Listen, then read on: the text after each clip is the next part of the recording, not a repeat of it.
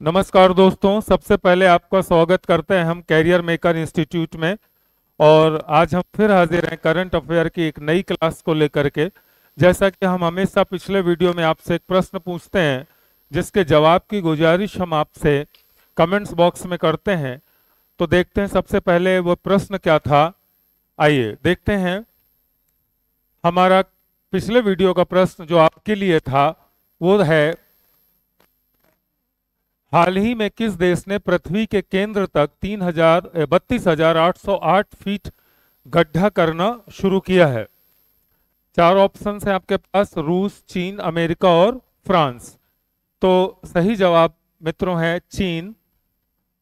सभी मित्रों ने इसके जवाब दिए हैं और लगभग सभी के जवाब सही है। उसके लिए हम धन्यवाद देते हैं आपको। स्पेस के बाद चीन अब पृथ्वी के केंद्र पर पहुंचना चाहता है, इसलिए चीनी साइंटिस्ट पृथ्वी के केंद्र पर 32,808 फीट गड्ढा करना प्रारंभ कर दिया है। शिजियांग क्षेत्र के तारिम आयल फील्ड के पास यह गड्ढा किया जा रहा है। यह क्षेत्र तेल समृद्ध है। चीन इसे एक रिसर्च प्रोजेक्ट बता रहा है और यह कार्य 457 दिनों में पूरा हो जाने की संभावना है। इसके पहले रूस ने 1989 में पृथ्वी के केंद्र तक 40,230 फीट तक गड्ढा किया था। उसमें उसे 20 साल का समय लगा था। इसे Kola super deep bore hole कहते हैं। ये आप मित्रों याद रखें। चीन से पहले रूस ने यह गड्ढा किया था। करीब 11 किलोमीटर का है गड्ढा ये जमीन में। फीट में अगर देखें तो 40,230 फीट तक गड्ढा किया था। उसी को Kola super deep bore hole के नाम से जाना जाता है। हमारे करंट अफेयर्स के आज का पहला प्रश्न है, निम्नलिखित में से कौन सा दिन प्रत्येक वर्ष 4 जून को मनाया जाता है। चार ऑप्शंस हैं, विश्व पर्यावरण दिवस, आक्रामकता का शिकार हुए मासूम बच्चों का अंतर्राष्ट्रीय दिवस, अंतर्राष्ट्रीय योग दिवस, नशीली दवाओं के दुरुपयोग और अवैध तस्करी के खिलाफ अंतर्राष्ट्रीय दिवस। तो दोस्तों सही जवाब है इसका बी ऑप्शन, आक्रामकता का शिकार हुए मासूम बच्चों का अंतर्राष्ट्रीय दिवस। आक्रामकता के शिकार मासूम बच्चों के लिए अंतर्राष्ट्रीय दिवस कब मनाया जाता है, ये प्रश्न था। प्रतिवर्ष 4 जून को आक्रामकता के शिकार मासूम बच्चों के लिए अंतर्राष्ट्रीय दिवस मनाया जाता है। वर्ष 1982 माने 1982 में संयुक्त राष्ट्र महासभा के द्वारा आक्रामकता के शिकार मासूम बच्चों के लिए अंतर्राष्ट्रीय दिवस मनाने की घोषणा की गई थी। हमारा अगला प्रश्न है मित्रों, किस राज्य सरकार ने नमो शेतकरी महासन्मान योजना शुरू की है। किस राज्य ने या किस राज्य सरकार ने नमो शेतकरी महासन्मान योजना शुरू की है। चार ऑप्शंस हैं, महाराष्ट्र, उत्तर प्रदेश, मध्य प्रदेश और तेलंगाना। तो सही जवाब है दोस्तों महाराष्ट्र। महाराष्ट्र राज्य ने हाल ही में नमो शेतकरी महासन्मान योजना प्रारंभ की है। यह योजना पीएम किसान सम्मान निधि की तर्ज पर है। जैसे कि प्रधानमंत्री किसान सम्मान निधि है वैसे ही है, जिसके तहत किसानों को न्यूनतम आय सहायता के रूप में प्रति वर्ष 6,000 मिलते हैं। इस बार मंजूरी मिलने के बाद राज्य के किसान हर साल 12,000 रुपए की राशि प्राप्त कर सकेंगे। हमारा अगला प्रश्न है, किस केंद्रीय मंत्रालय ने electronics repair service outsourcing ERSO launch किया है। प्रश्न एक बार फिर सुन लें, किस केंद्रीय मंत्रालय ने electronics repair service outsourcing ERSO प्रारंभ किया है। चार ऑप्शंस हैं, तो सीधे मैं आंसर बता दे रहा हूं आपको। इसका सही जवाब है इलेक्ट्रॉनिक्स और IT मंत्रालय। इलेक्ट्रॉनिक्स और IT मंत्रालय ने हाल ही में electronics repair service outsourcing ERSO प्रारंभ किया है, लॉन्च किया है। इलेक्ट्रॉनिक्स और IT मंत्रालय ने electronics repair service outsourcing ERSO पर पायलट प्रोजेक्ट लॉन्च किया है। ये ध्यान रखना है, पायलट प्रोजेक्ट लॉन्च किया है। अगले 5 वर्षों में आउटसोर्स की गई मरम्मत से राजस्व की संभावना 20 बिलियन अमेरिकी डॉलर होने की संभावना है और इसरो लाखों नौकरियां भी पैदा कर सकता है इसमें।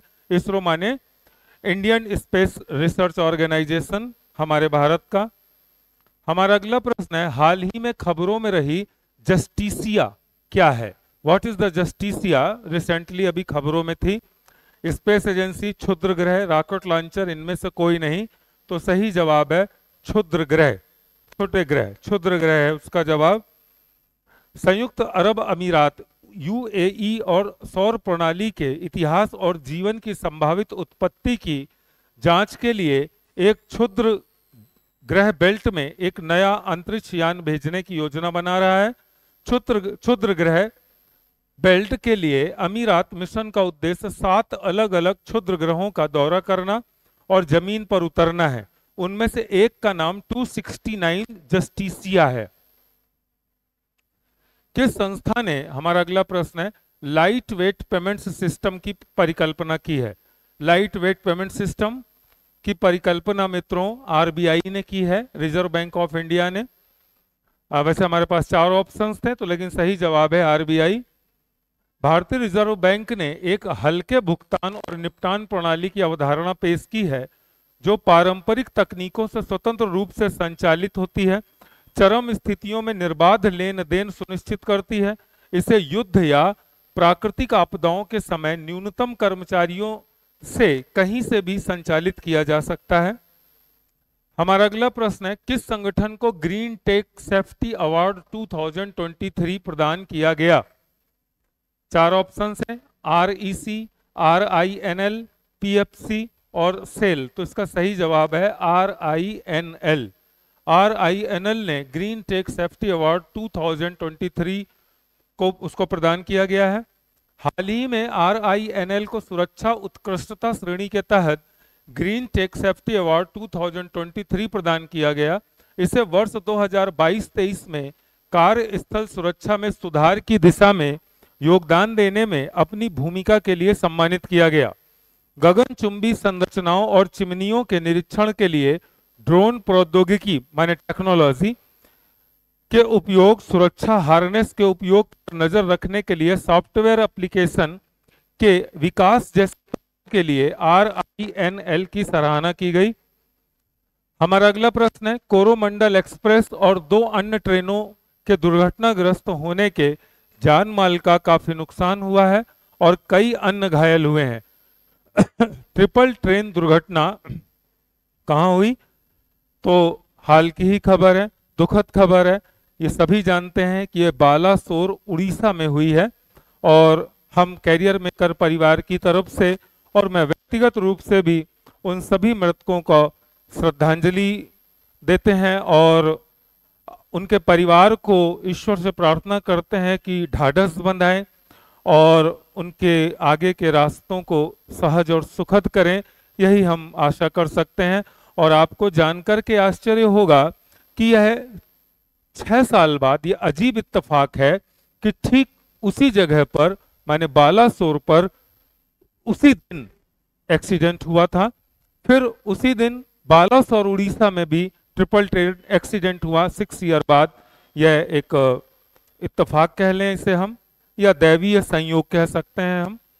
हमारा अगला प्रश्न है, बैंकों द्वारा लावारिस जमा राशि कहां हस्तांतरित की जाती है?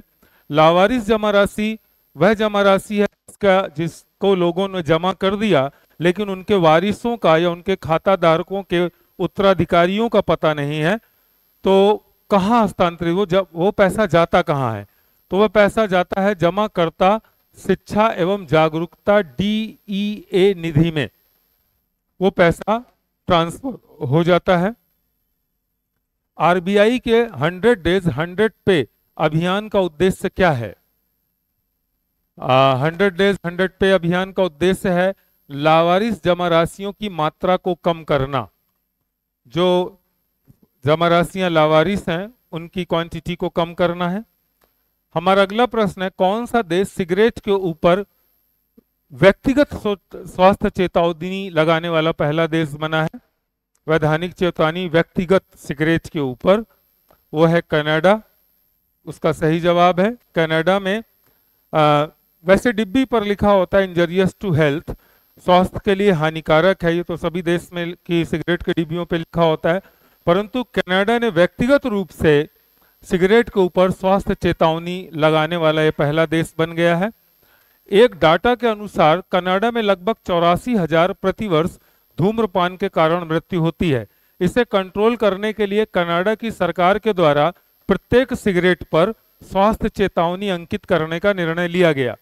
जुलाई 2024 तक कनाडा ने तंबाकू मुक्त देश बनाने का लक्ष्य निर्धारित किया है।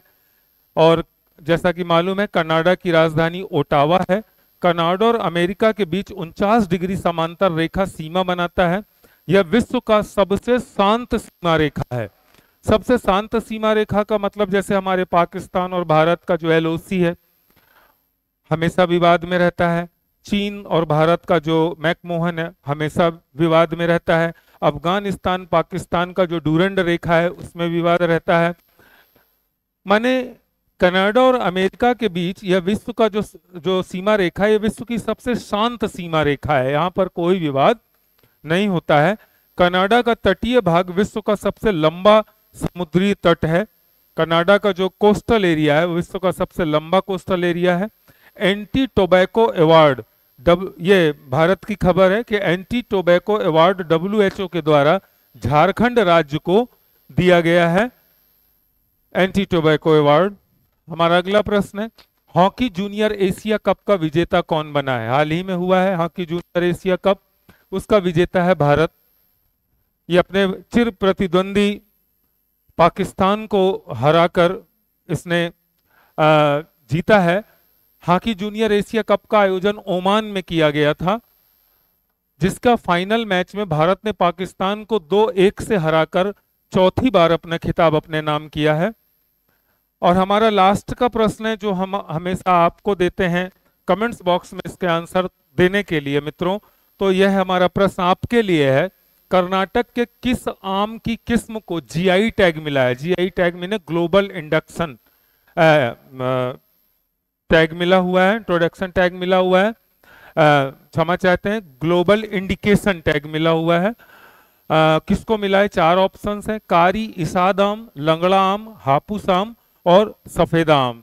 तो दोस्तों हम आशा करते हैं कि इसका जवाब आप कमेंट्स बॉक्स में देंगे।